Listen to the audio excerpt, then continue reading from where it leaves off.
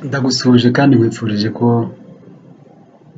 uyu mwanya tugiye kumarana uwo mwanya w'igiciro, kandi nkwifurije ko ubuntu n'imbabazi n'amahoro biva ku Mana Data wa twese, kuri Yesu Kristo no ku Mwuka Wera bibana natwe. Ndifuza kuganira nawe ingingo nziza cyane, intego nziza cyane igamijwe ni uko nifuza ko abaguca amazi badakwiye kuguca intege ngo nawe witeshe agaciro. Abaguca amazi ntibakwiye kuguca intege ngo nawe witeshe agaciro. N'ubundi ntabwo dushobora kuganira ibyo tudafitiye reference muri Bibiliya.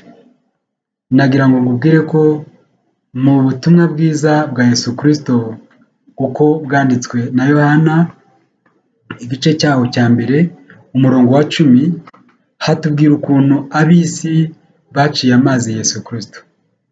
Haravuga ngo ntibamumenye. Yesu yaje ari umucyo, yaje ari umukiza, yaje ari umwami mube, ariko ntibamumenye. Bamuca amazi kugeza ndetse bamubambye ku musaraba. Aho niba Yesu baramugize batyo, wowe urumva uzabura abaguca amazi muvandimwe? Ntibashobora kubura.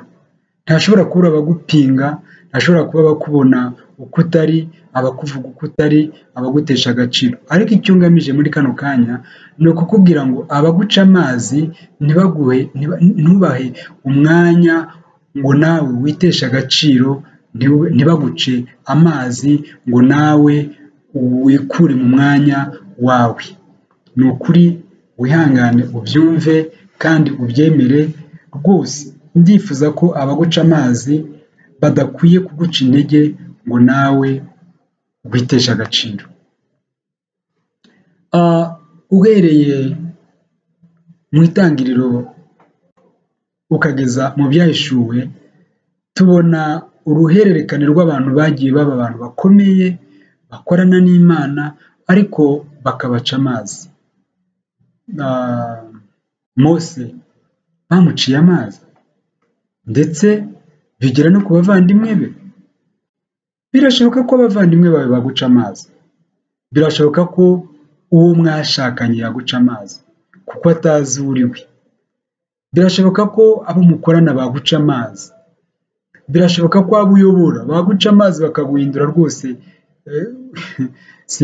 Sinzi imvugo nakoresha, ariko baba bake baba benshi, baba abagufiteho ijambo cyangwa se abo ufiteho ijambo, baba aho bava ari ho hose, ntibaguce amazi ngo biguce intege ngo nawe witeshe agaciro. Ndagira ngo ubwire ko uri umuntu ukomeye.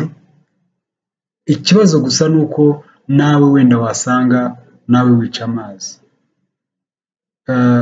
Mu yindi video nzaganira nawe uburyo hari abiciye amazi bikabatera umwaku. Sinemera umwaku ku bantu bo hanze, ariko nemera ko umuntu yiciye amazi yakwitera umwaku. Ni mu yindi video. Muri kano kanya gusa nagira ngo nkwereke ko nturi uwa mbere uciwe amazi n'abo muvukana, umuturanye. Abantu bavuze yuko ngo Yesu turamuzi, ngo ni wa mwana w'umubaji, ngo nyina ni Mariya, ngo abavandimwe be ni Yakobo, ngo ni Yuda, ngo na bashiki be turaturanye. Bakabona ko ari umuntu usanzwe wa Kenyege, ariko ntabwo bari bazi uwo ari we. Ariko Yesu ntabwo yigeze nawe abahurwaho ngo nawe yica amazi ngo bimuce intege. We yakomeje umurimo wamuzanye, kandi koko ibyo bavugaga byaba ukuri bitaba ukuri, muri we yari afite ibanga. Muvandimwe, nagira ngo ugire ibanga mu mutima wawe yuko uri umuntu w'igiciro, umuntu ukomeye, umuntu udakwiye mvuge se gute, urakomeye, byiyumvemo. Ntukomejwe n'amashuri, ntukomejwe n'akazi, ukomejwe n'uko uriwe. Uri wowe, nta fotokopi yawe ishobora kuzapfa ibayeho. uri wowe ntawe uzaboneka usa nawe umeze nkawe, ingirangingo zawe n'izawe nta bundi buryo bwigeze kubaho, nta n'ubuzabaho wazaboneka umuntu nkawe. Haleluya! Ibyo gihe nabimenye neza. Uko nsa kose, uko usa kose, uko wize, uko ibyo ni wowe nta wundi. Nagira ngo nguhe imfashanyigisho nkubwire uburyo kwimenya uri we bizaguha agaciro. Umuntu yigeze kuba afite ibuye ry'agaciro kandi ritari rito, ariko ntabwo yari yarigeze amenya agaciro karyo. Gusa haza kuza umuntu avuga ati iri buye ryawe rifite agaciro muri iki gihugu, ntawabasha kurigura. Ati no, ntibishoboka, ibuye ze ni ibuye nicanywe n'inzara, ibuye no, ntibishoboka. Aramubwira ati wowe uzanyure mu bantu bose uzi ko bashobora kuguha ishusho y'agaciro karyo, ariko uzirinde ntuzarigurishe. Aragiye rero, ahereye ku mucuruzi w'imbuto ararimweretse, ariko umucuruzi w'imbuto nubwo nawe atamenya agaciro karyo, aravuga ati warimaye se nkaguha amaronji, ikiro cy'amaronji n'amatunda n'ibinyomoro n'ibiki, amubwira buri bwoko n'ipapayi ntumbaze.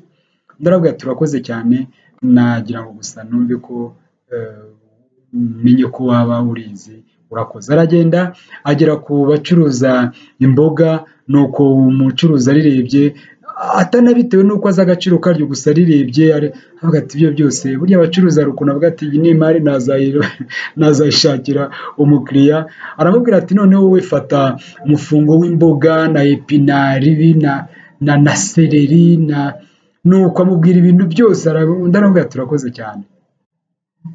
Aragenda ajya muri butike, nuko ucuruza butike arareba, aravuga ati iyi ni imari buriya nazabona. Nuko aravuga ati ok, ndaguha umuceri, isukari, umunyu, sositomate, nuko ndaramubwira ati urakoze cyane. Ajya muri bare, nuko wacuruzaga aravuga ati icara hariya nze ubuzima nguhe mpakire. Aravuga ati uranywa, ndanakwandikira, nushaka uzamara ukwezi uzunywa nta kibazo. Ndaramubwira ati urakoze cyane. Hanyuma rero aza gusoreza ku wari ufite kontwari y'amabuye y'agaciro. Ahageze ararimwereka, ndaramubwira ati niko iri buye warikuye, iri buye warikuye, ndeka nkubwize ukuri, niyo nagurisha ibyo ntunze byose ntabwo nshobora kubona amafaranga ngure iri buye, kuko ni ibuye ry'agaciro, ni ibuye riteye ubwoba. Undi rero arataha amenya neza, bivuye kuzi neza agaciro k'amabuye, yuko iryo buye ni ibuye ridasanzwe. Muvandimwe, Imana niyo izi buri muntu uko ameze n'agaciro ke. Nanyibwire ko Imana ikuze mu gaciro nyako, niyo mpamvu yashimye yuko ibikuzuye bitagira undi ubyuzura, kandi ibikuru bitagira undi ubibamo. Ntiwiteshe agaciro rero, kandi ntucike intege n'abaguca amazi. Rwose abantu bashobora kuguca amazi babihereye ku butunzi bwabo, bakabona ko wowe ntufite ubutunzi nk'ubwabo. Bashobora guca amazi babihereye ku mashuri bize, bakabona ko udafite diplome nk'izabo. Bashobora guca amazi babihereye ku bwoko bwabo. Bashobora guca amazi babihereye ku bintu byinshi ariko byabo, ariko ntibahera ku byawe, ntibahera uwo uriwe. Nagira ngo wihangane gato, mu minsi wenda izaza nibwo uzamenya uwo uriwe neza. Nabonye abantu Imana ivana ku cyavu barateshejwe agaciro, bahinduka abandi, ariko ugendanira ibanga ry'uko uri uw'agaciro gakomeye cyane, uri uw'igiciro gikomeye cyane, maze abaguca amazi ntibiguce intege ngo nawe witeshe agaciro.